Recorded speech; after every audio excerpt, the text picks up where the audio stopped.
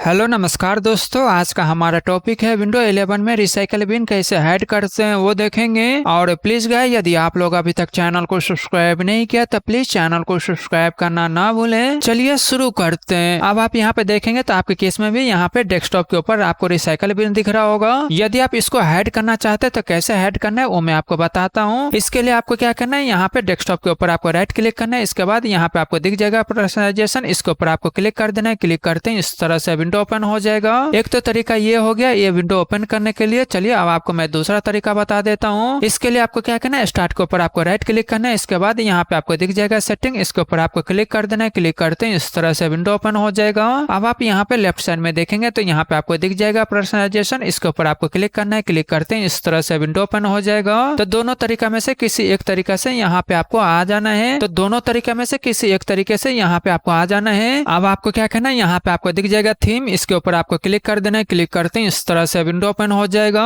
इसके बाद आप देखेंगे तो यहाँ पे आपको दिख जाएगा डेस्कटॉप आइकन सेटिंग, इसके ऊपर आपको क्लिक कर देना है। क्लिक करते हैं इस तरह से विंडो ओपन हो जाएगा। अब आप यहाँ पे देखेंगे तो यहाँ पे आपको दिख जाएगा रिसाइकल बिन। तो आपको क्या करना है, इसको यहाँ पे आपको अनटिक कर देना है, इसको अनटिक कर देना है। इसके बाद आपको क्या करना है, यहाँ पे अप्लाई पे क्लिक कर देना है। इसके बाद यहाँ पे आपको ओके पे क्लिक कर देना है। इसके बाद इस विंडो को यहाँ से क्लोज कर देना है। क्लोज करने के बाद अब आप यहाँ पे देखेंगे तो यहाँ पे आपको दिख जाएगा, आप देख रहे हैं यहाँ से रिसाइकल बिन ऐड हो चुका है। तो इस तरह से आप रिसाइकल बिन को ऐड कर सकते हैं। और प्लीज गाइस चैनल को सब्सक्राइब करें, लाइक करें, शेयर करें। Thank you.